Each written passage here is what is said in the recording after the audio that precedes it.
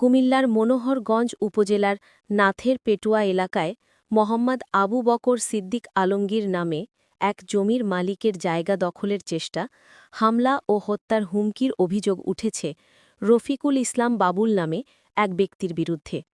বৃহস্পতিবার ২৩ অক্টোবর বিকালে নিজ বাড়িতে সংবাদ সম্মেলনে এসব কথা বলেন আবু বকর সিদ্দিক আলমগীর। অভিযোগে জানা যায়, ২০১৯ সালের ১ মে তারিখে আলমগীর তার ১২ শতক জায়গা স্থানীয় এলাকাবাসীর উপস্থিতিতে স্ট্যাম্প চুক্তির মাধ্যমে ১৮ বছরের জন্য Rafiqul Islam বাবুলকে LPG gas station করার উদ্দেশ্যে ভাড়া দেন।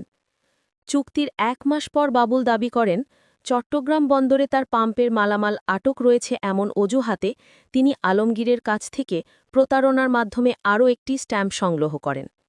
পরে জানা যায়, বিষয়টি সম্পূর্ণ মিথ্যা ও বানোয়াট। জমিটি ভাড়া নেওয়ার পর থেকে গত ৭ বছরেও আলমগীরকে ১ টাকাও ভাড়া পরিশোধ করেননি বাবুল। পরবর্তীতে আলমগীর ভাড়া দাবি করলে বাবুল তা দিতে অস্বীকৃতি জানান এবং জোরপূর্বক কাজ চালিয়ে যেতে থাকেন। এতে বাধা দিলে তিনি আলমগীর ও তার পরিবারের সদস্যদের প্রাণনাশ ও গুম করার হুমকি দেন।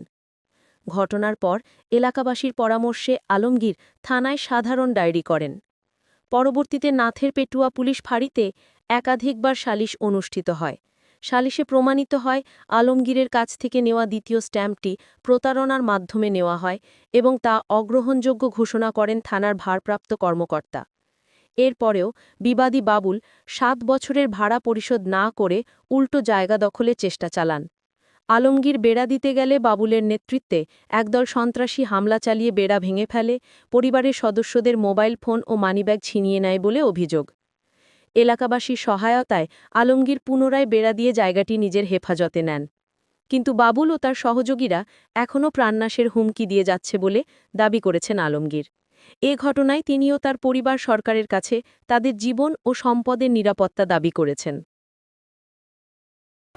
যেহেতু ভূমিদস্যু বাবুল উনি ১২ ডিসিম জায়গা নিয়ে এটারে জালিয়াতি করে আবার এটারে ৩৬ ডিসিম করছে।